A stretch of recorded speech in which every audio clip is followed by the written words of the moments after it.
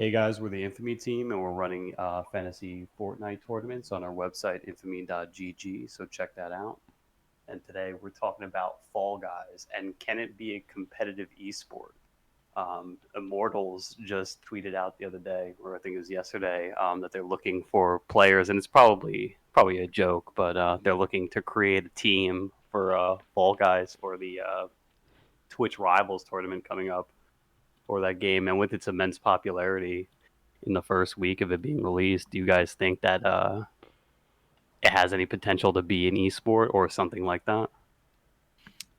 I think it has a different potential than like the traditional esport where you can invite these content creators or like anyone really because it's such a pick up and play game and just have a tournament just like that. It doesn't necessarily have to be super competitive. Why isn't that an esport though? Like a I tournament with money I on the line. no I, yeah, no, I do think it is an esport but a different classification than like the traditional competitive event that Like people Super know. Sweat.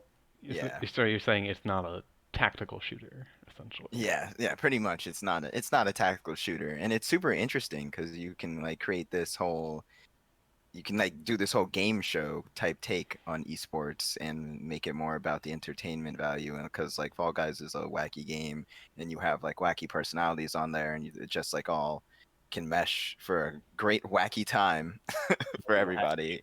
Uh, Yeah, yeah, I Yeah, mean, like, sorry. go ahead. So like I'm looking at it right, like it very much has the same vibe of like Wipeout or like Takeshi's Yeah. Castle or anything like Mm-hmm. that, where yeah, it's like a game show, right? yeah. Uh-huh. Um, like I see, like and too, like with the tournaments they could potentially have with this, even if they have money on the line, if they can get the eyes on it, they'll attract sponsors. And once they're putting up Yeah, prize pools for Fall Guys tournaments, like how far away is it from an esport? Even though yeah. it's not Mhm. exactly competitive, Mm-hmm. Yeah, it well, has Right. that's the problem that like most traditional esports fans will like turn their nose up as is that it isn't competitive. There's so much RNG. Like there's literally a mode where it's like, guess which wall is real and jump through it. But Uh, I can't argue that it's like complete. There is like I like the idea of having like little micro tactics of like, okay, if I let this guy test this wall first, then I'll know or Yeah. not. And there is some like entertainment value, but yeah, go ahead, Jake. I mean, it's how different is it from like how just watching you like from the back, just like seeing you indulge in like Survivor, like you just notice like through the seasons different strategies occur and like there's different like ways how you like interact with people within on the island, like how Yeah, that it's still a that's the whole competitive. challenge of it. It's a social game. So it's Yeah. like, yes, it's like you can't control all the factors of a person, but you can try to manipulate them, use Mhm. information. This is just guess which wall. But Like some of they the can they challenges are can like that, add but on to that. They can like make it teams. They could add in like team Yeah. chat And and they stuff, and do then like have or just some general competitive. voice chat where you could just like, oh you're man, gonna have you can 100 look. people voice chatting at once. Oh, it would be Yeah. like limited. Like they would have to Don't do like that work wall. around. Yeah, exactly. Like just like Dude, they screwing did that around. in Survivor once. They had them blindfolded catching balls and like collars, and the other team's caller was like, "Don't move," and the guy listened, and it went past him. And the girl's like, "What am I supposed to do?"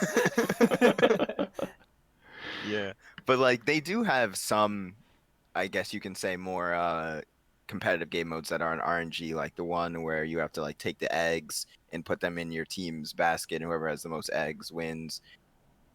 But it's so And they one have like, dimensional. Like I like yeah, that one when they have like the three teams where it's just like, okay, Yeah, I want like I know someone's good is on the blue team, so after we secure the dub, I'm gonna like try to yeah, fuck over them. yeah. Like, But yeah, they it do needs break more it like dimension the to be egg entertaining basket. to watch. The egg basket one is 3 teams, and then there's like I think it's a soccer Yeah. one that's 2 teams. But yeah, the egg Hmm. basket one is 3 teams. So you like I was watching Chap play it and fucking the there's this one team, it's the blue team I think, and everyone's just snatching eggs from this one team, and they're like, yo, because they're like 2 teams qualify out of 3, so like you guys good with it not it being them, so they yeah, all just go for How's this one second place look? yeah. exactly. When we all play games together, and it's like, we're always like, yo, how we feel about second place. Like if I win, you won't lose.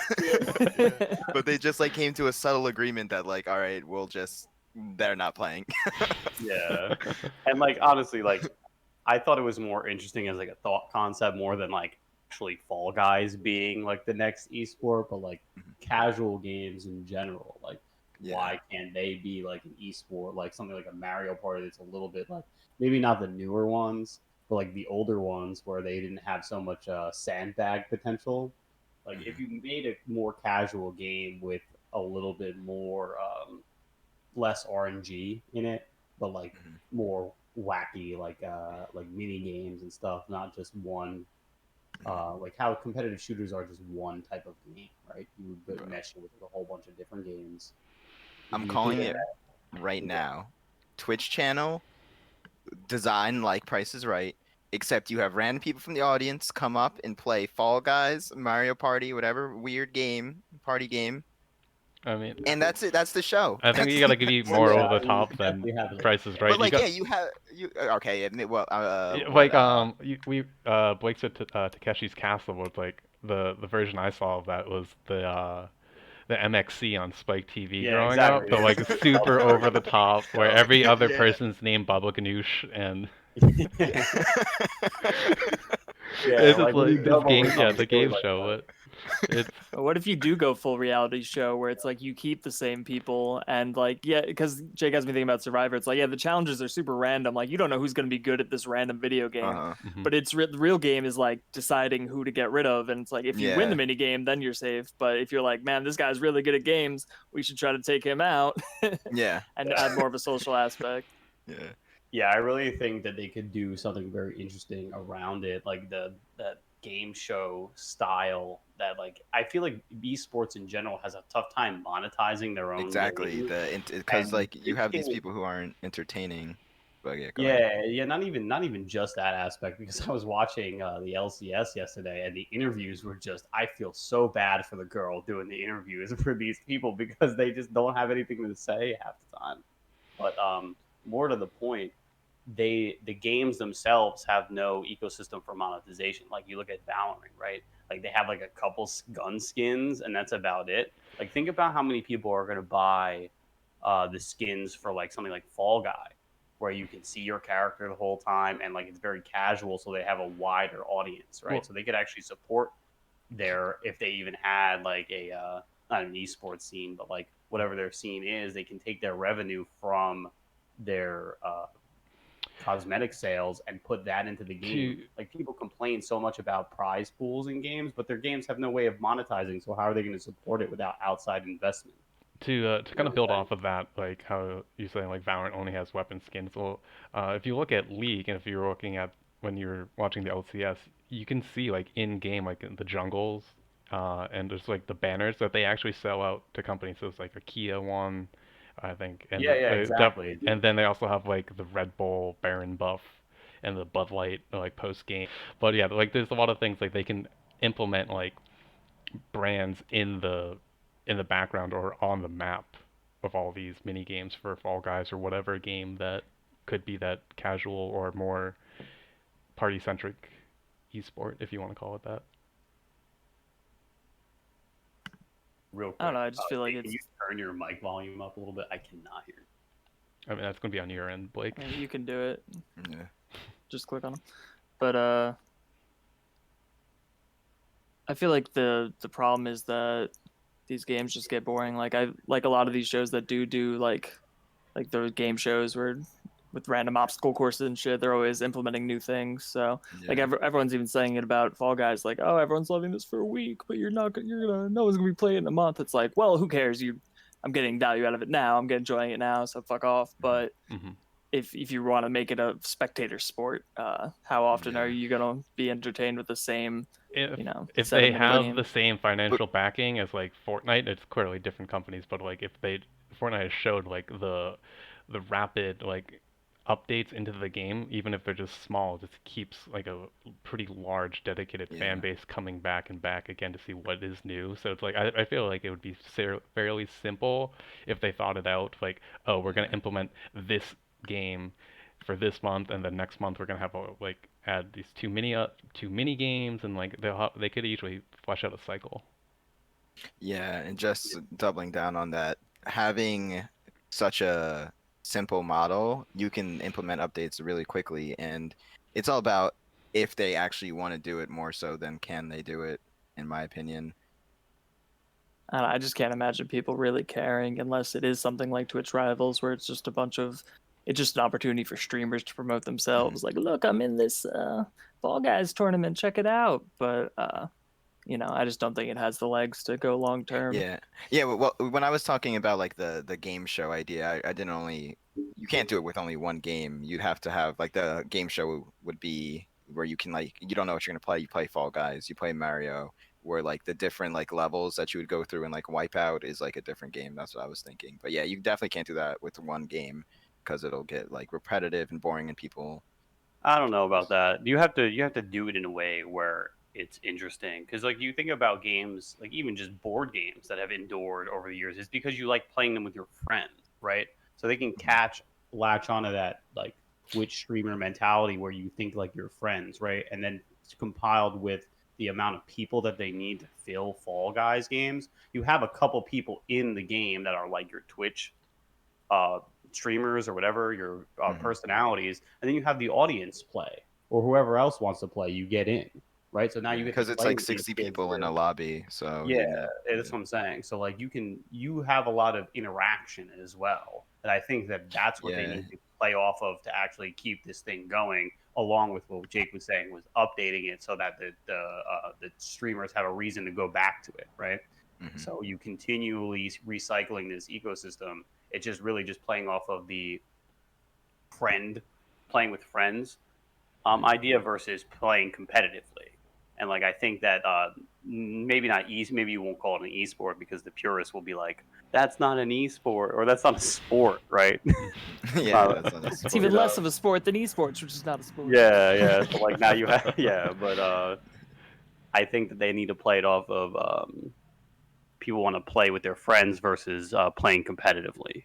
You know what I'm saying? And that's how that's how you sell the show. Just like a great experience, and a lot of people like to watch for that entertainment value and that connection that they can see other people.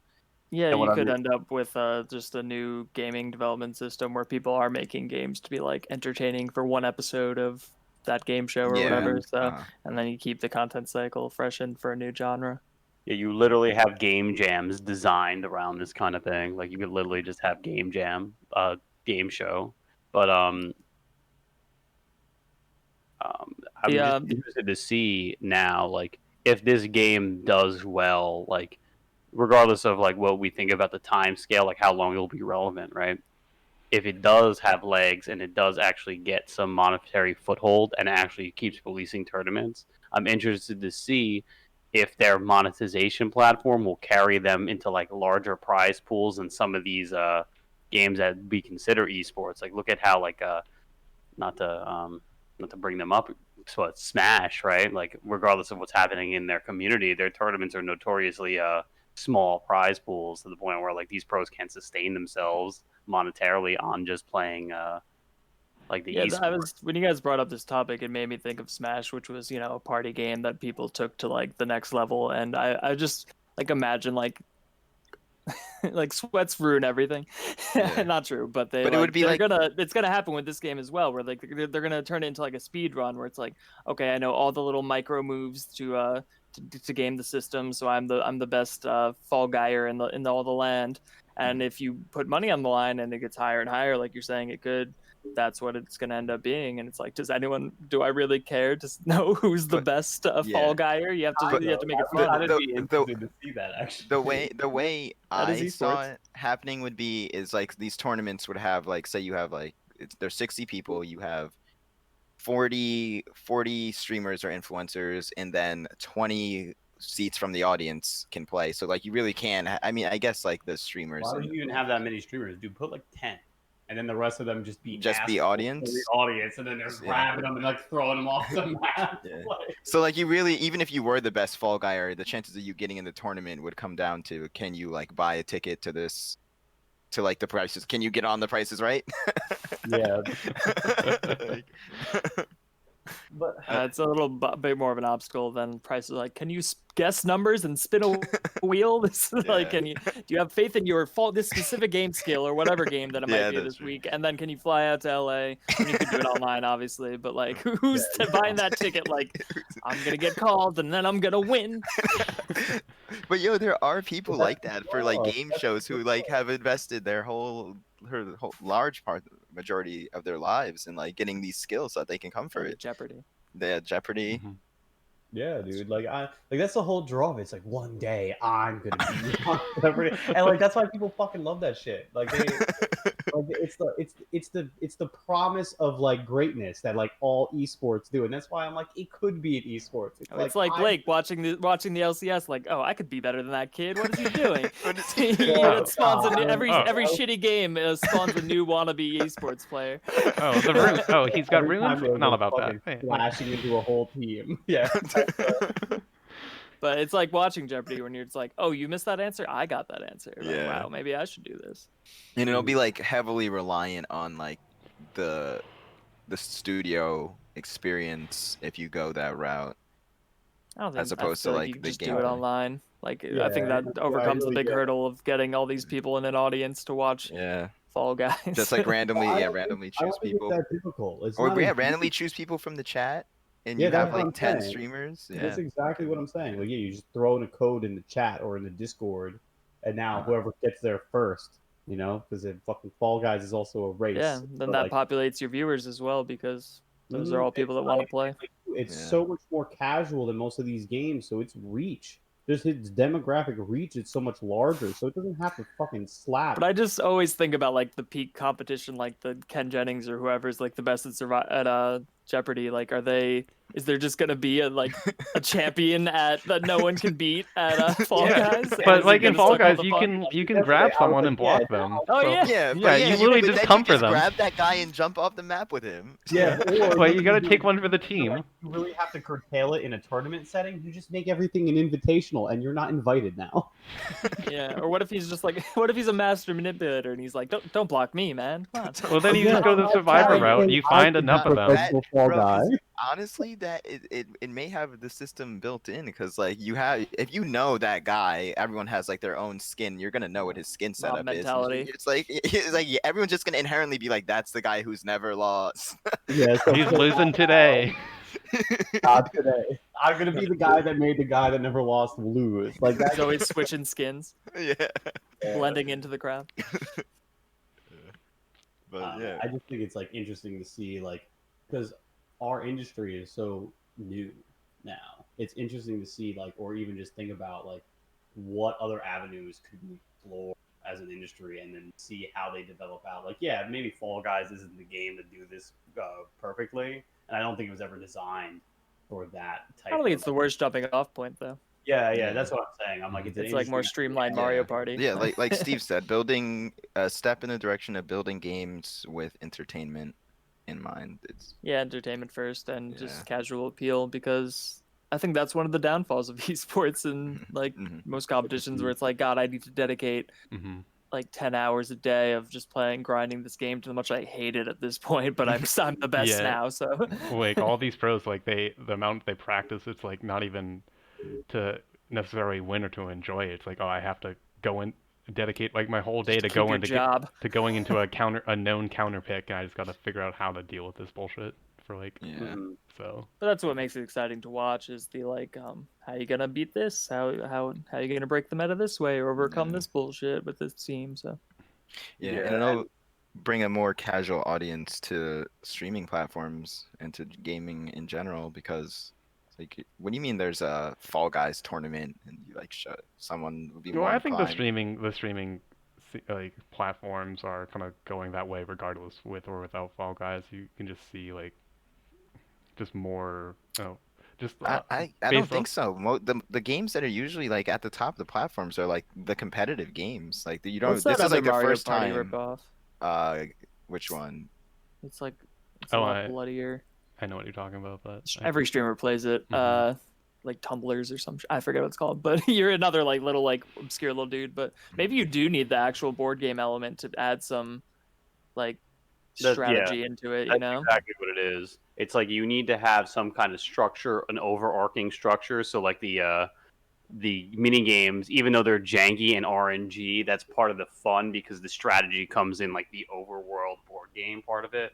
Yeah, like Price is Right has a meta. You know, some guy guesses a price. It's like, all right, I'm gonna guess $1 lower than that guy's price, and then I get that whole chunk, and that gets you to the next round. Yeah.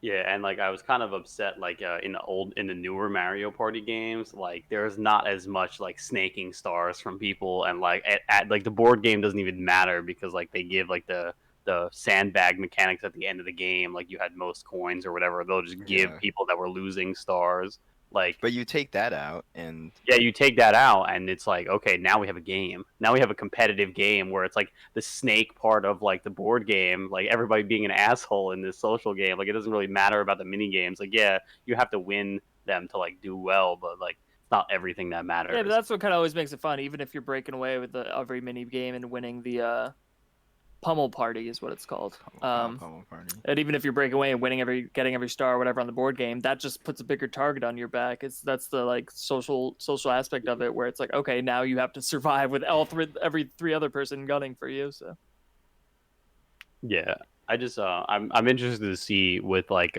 how like how an organization would handle like so much RNG. Like I feel like most competitive games nowadays are so they're so engineered to the point where like there isn't any like you have to play the game in this way and it's very controlled so that like there's not like this is a true test of skill of this particular skill set where this is kind of just like But like we're not even talking about it being a test of skills. Like it's just like a fun experience. Oh yeah, that's what I'm saying. Yeah, but traditionally competition is you need to set out like this is what we're challenging to find the best at this. This is like your objective as a competitor. So it's if you throw it out the window and they're just like randomness can screw you if it's not your day, you know. Sometimes some luck is part of it. Yeah, but I think that would be a good way to for Fall Guys at least, because what are they going to implement a board game? It's just the hard part is that normally the competitive aspect is what people are watching for entertainment, so you got to bring something else like personality or like in between interviews with streamers and stuff like that, or like voice cams from while they were playing, like you know, you need to supplement it because you ain't there for the gameplay, just like gamer girls. They're supplementing their gameplay with that being said, we're the Infamy team. We do fantasy Fortnite tournaments on our website, infamy.gg. We'll be hosting a tournament for the FNCS finals for season 3, and we'll catch you in the next video.